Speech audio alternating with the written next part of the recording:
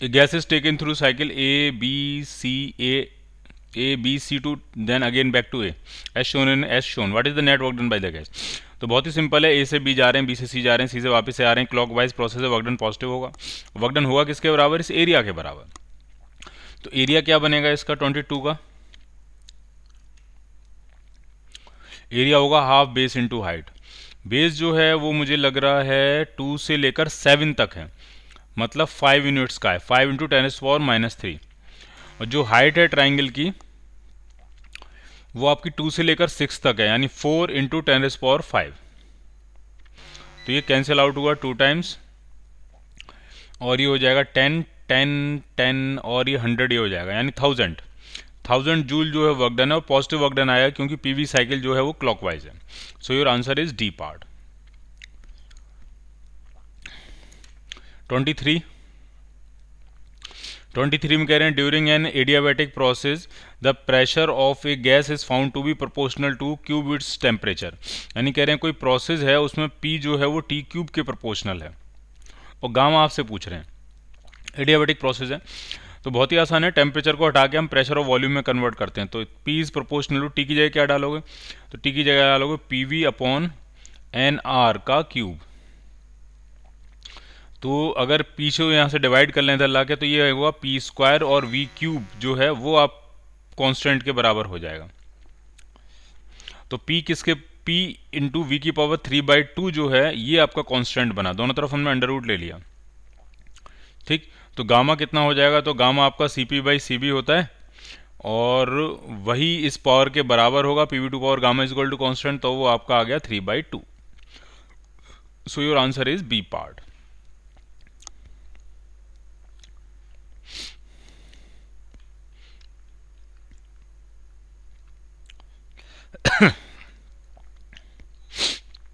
उसके बाद 24th question करते हैं। 24th बहुत ही आसान है।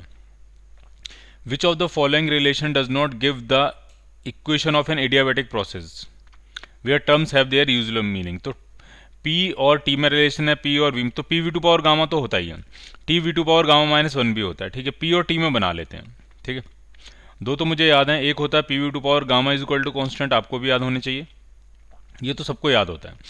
अगर T और V में बनाना तो P की जगह क्या ले सकते हैं? P की जगह ले सकते हैं NRT/V into V2 power gamma is equal to constant. तो ये आ जाएगा T इंटू V की power gamma -1 is equal to constant. तो ये वाली इक्वेशन भी होती है। अब बात आती है प्रेशर में और टेम्परेचर में, तो इस वाली इक्वेशन से वापस लेके आते हैं। प्रेशर को प्रेशर ही रखते हैं, वॉल्यूम को लिखते हैं, वॉल्यूम को लिखते हैं NRT/P की power gamma is equal to constant. तो ये आ जाएगा P की पावर 1 माइनस गामा और इधर आ जाएगा T की power gamma is equal to constant. तो P की पावर 1 माइनस गामा, T की power gamma is equal to constant. तो ये A पार्ट वाला भी आपका आंसर मैच कर रहा है, B पार्ट वाला भी आंसर मैच कर रहा है, C पार्ट वाला भी आंसर मैच कर रहा है। तो कौन सी प्रोसेस एडियाबैटिक नहीं है? So the answer is D part. D part adiabatic process फिर नहीं होगी। 25th में कह रहे हैं thermodynamic system is taken through a cycle ABCD ऐसे शोन इन फिगर। ऐसे A से B जा रहे हैं, B से C जा रहे हैं, C से D जा रहे हैं, PV ग्राफ है, D से वापस से आना है। हीट रिजेक्ट कितनी होगी? The heat rejected by the gas during the cycle. ठीक, अब हीट रिजेक्टेड की नेट हीट रिजेक्टेड, ये बड़ी इंपॉर्टेंट बात है। ठीक है, तो पहले नेट हीट रिजेक्टेड समझते हैं हम। तो किसी भी साइक्लिक प्रोसेस में जो क्यू नेट होता है, डेल्टा क्यू नेट, वही डब्ल्यू नेट के बराबर होता है, क्योंकि किसी भी साइक्लिक प्रोसेस में डेल्टा यू आपका होता है 0। ठीक, अगर पीवी ग्राफ आपका एंटी क्लॉकवाइज है तो वर्क डन निगेटिव होगा। नेट वर्क डन कैसा आएगा? नेगेटिव। तो नेट हीट सप्लाइड भी निगेटिव आएगी। तो हम कह सकते हैं जो निगेटिव का मतलब ये है कि हीट एब्जॉर्ब नहीं हुई होगी, नेट में हीट रिजेक्ट हुई होगी। तो पहले वही निकालने की कोशिश करते हैं, नेट हीट रिजेक्टेड। तो वर्क डन के बराबर होगा, वर्क डन एरिया होता है और एरिया ट्राइंगल का बेस इंटू हाइट हो जाएगा। ट्राइंगल नहीं है, सॉरी, रेक्टेंगल है ये एक तरह से। तो रेक्टेंगल का एरिया लेंथ इंटू विड्थ हो जाएगा। तो लेंथ हाइट कितनी है इसकी? P के बराबर है, और बेस कितना है, विड्थ कितनी है, वो 2V के बराबर है। तो वर्क डन जो आएगा वो -2PV आ जाएगा। तो जो हीट डेल्टा क्यू नेट होगा वो भी आपका -2 PV आ जाएगा। और माइनस साइन ये बता रहा है कि हीट रिजेक्ट हुई है, और वो खुद ही पूछ रहे हैं कितनी हीट रिजेक्टेड है, तो फिर माइनस लगाने की जरूरत नहीं है, आप कह दोगे 2 PV के बराबर हीट जो है वो क्या है, रिजेक्टेड है। तो इस हिसाब से जो आंसर इसका बन रहा है वो बनेगा आपका ए पार्ट। ठीक है, अगर हम ये सोचेंगे तो इस हिसाब से आंसर बनेगा 25 का ए पार्ट। ठीक, तो यहाँ पे आप चाहो तो थोड़ा मॉडिफिकेशन कर सकते हो, हीट रिजेक्टेड जो लिखा है उसकी जगह लिखो नेट हीट रिजेक्टेड। क्लियर?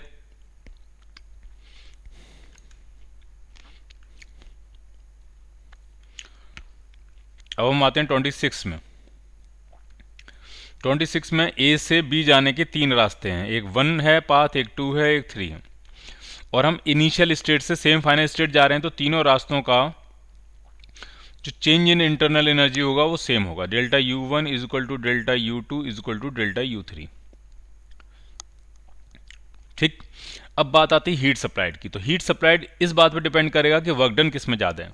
तो मुझे लगता है एरिया अंडर कर्व अगर हम देखेंगे तो 1 प्रोसेस का वर्क डन सबसे ज़्यादा है, उसके बाद जो है वो सेकंड प्रोसेस का वर्क डन है, और सबसे कम वर्क डन थर्ड प्रोसेस का है। और इन तीनों टर्म्स को अगर हम जोड़ लें यहाँ पे, तो ये जो होगा ये heat supplied in the first process होगी, ये heat supplied in the second process होगी, और ये थर्ड प्रोसेस होगी। तो जिसका वर्क डन सबसे ज़्यादा है उसमें हीट भी सबसे ज़्यादा सप्लाई होगी। तो Q1 जो है वो सबसे ज़्यादा होगा, Q2 उससे कम होगा, और Q3 सबसे कम होगा। तो आपका आंसर क्या बनेगा 26 का? 26 का आंसर बनेगा ए पार्ट।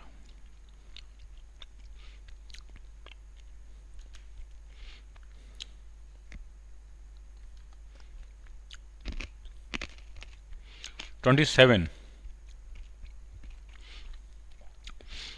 कह रहे हैं 1 mole of an ideal gas goes from an initial state A to final state B via 2 process. First is undergoes an isothermal expansion, तो V से 3V वॉल्यूम हो गया है आइसोथर्मल एक्सपेंशन।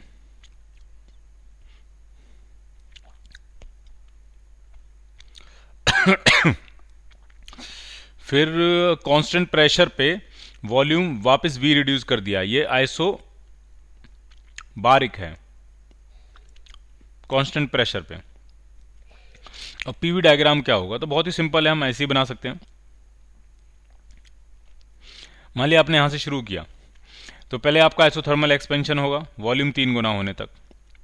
ठीक, तो ये वॉल्यूम आपका था V, और यहां से आइसोथर्मली एक्सपेंड करके वॉल्यूम हो गया 3V।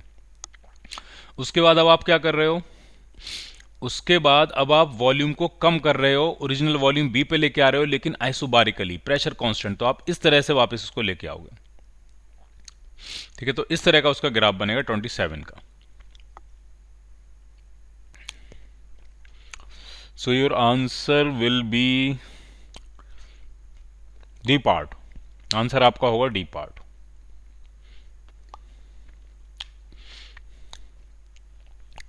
अब करते हैं 28 में कह रहे हैं during N isothermal expansion A confined ideal gas does -50 joule of work against is surrounding. Work done by gas वो है -150 joule, work done by the gas. और आइसोथर्मल है, तो आइसोथर्मल में डेल्टा U तो 0 होगा, तो इसका मतलब डेल्टा Q जो होता है आइसोथर्मल प्रोसेस में वही वर्क डन के बराबर होता है, तो वो भी कितना हो जाएगा? -150 joule. Heat given to the gas -150 joule. इसका मतलब ये हीट हमने गैस को दी नहीं है, हीट हमने गैस से एक्सट्रैक्ट करी है, तो 150 joule of the heat is removed from the gas. So your answer is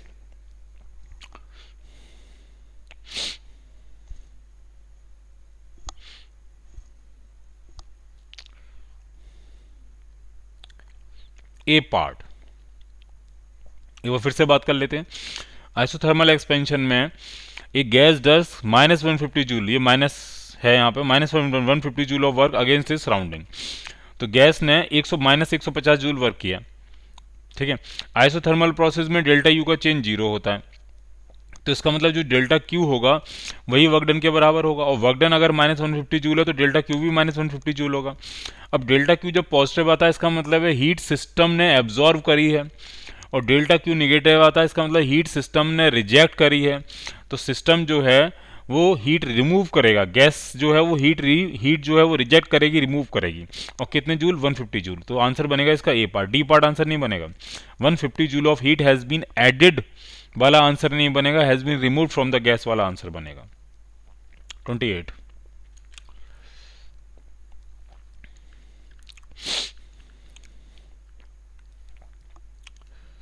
29 में कह रहे हैं a mass of diatomic gas gamma 1.4 दिया at a pressure of 2 atmosphere is compressed adiabatically so that its temperature rises from 27 to 927 degree Celsius. The pressure of the gas पूछ रहे हैं। पहले pressure कितना है? तो पहले प्रेशर है 2 एटमॉस्फेयर। टेम्परेचर पहले कितना है? 27 डिग्री सेल्सियस, तो वो हो जाएगा 300 केल्विन। बाद का प्रेशर आपसे पूछ रहे हैं कितना होगा? P dash. और बाद का टेम्परेचर टी डैश पता है 927 प्लस 273 करेंगे तो ये 1200 केल्विन हो जाएगा। तो इक्वेशन क्या बनेगी प्रेशर और टेम्परेचर में? ठीक है, तो वो सिंपल इक्वेशन नहीं होती, थोड़ा कॉम्प्लिकेटेड है। P V two power gamma से अगर हम शुरू करें इज इक्वल टू कॉन्स्टेंट से, तो पी वी की जगह डालेंगे हम N R T over P की पावर गामा।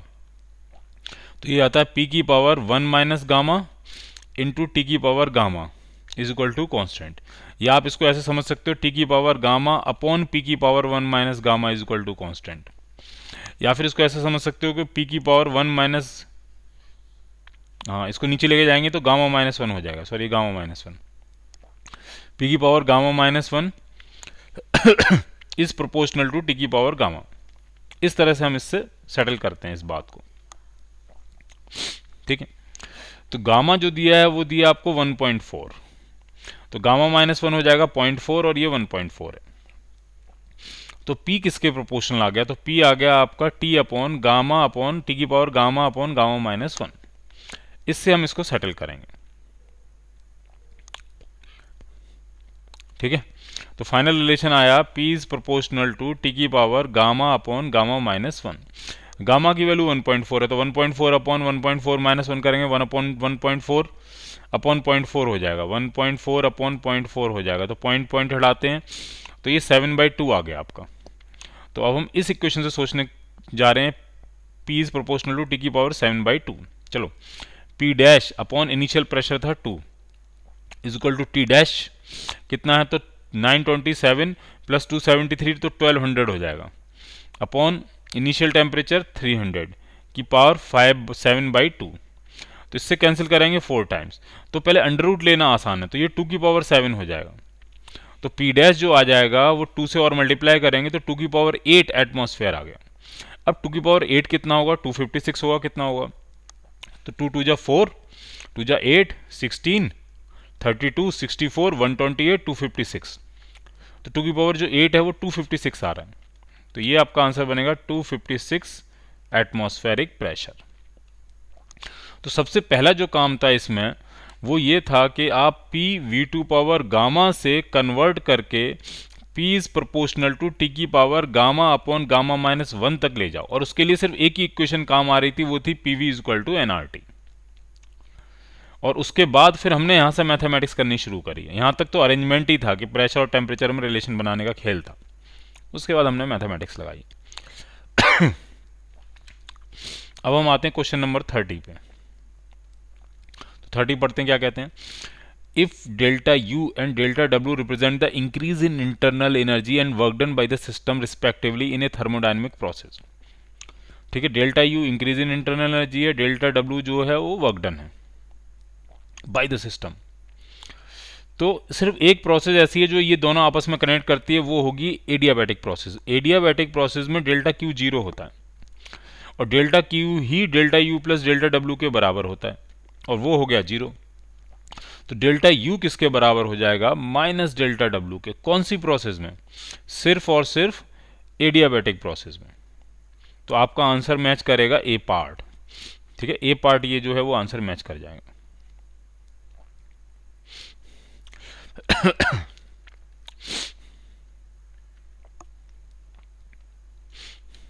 अब हम आते हैं 31st क्वेश्चन में। उसमें कह रहे हैं एक मोनो एटॉमिक गैस है, प्रेशर P1 पे है, वॉल्यूम V1 है, उसको कंप्रेस कर रहे हैं 1/8 of its original volume adiabatically. तो पहले प्रेशर P1 है, वॉल्यूम V1 है, तो P1 V2 two power gamma is equal to P2 आपको निकालना है, और V1 जो है वो 1/8 हो गया, V1/8 की पावर गामा। तो V1 से V1 कैंसिल आउट हो जाएगा ये। तो जो P2 आपका आएगा वो आपका आ रहा है P1 टाइम्स 8 की पावर गामा, और गामा मोनो एटॉमिक गैस है, मोनो एटॉमिक गैस का गामा 5/3 होता है। तो पहले क्यूब रूट लेंगे 8 का, वो बहुत बढ़िया रहेगा, तो वो हो जाएगा 2 और फिर 2 की पावर 5 करेंगे तो 32 हो जाएगा। तो जो फाइनल प्रेशर आ रहा है वो आपका आ जाएगा 32 times initial pressure. So your answer will be D part.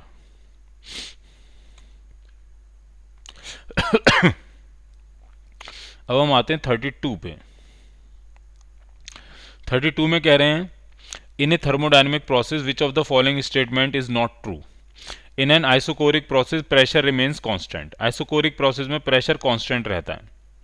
In an isothermal process the temperature remains constant. Isothermal process में टेम्परेचर कांस्टेंट रहता है। नॉट ट्रू पूछ रहे हैं, तो नॉट ट्रू तो पहला वाला ही हो गया। आइसोकोरिक में प्रेशर कहाँ कांस्टेंट रहेगा, प्रेशर तो आइसोबारिक में होता है। एडियाबैटिक में P2 पावर गामा कांस्टेंट होता है, बिल्कुल सही है। In N adiabatic process system is insulated from the surrounding, बिल्कुल ठीक कह रहे हैं, कोई हीट एक्सचेंज नहीं होता है। तो आंसर क्या बनेगा इसका, रॉन्ग स्टेटमेंट का ए पार्ट।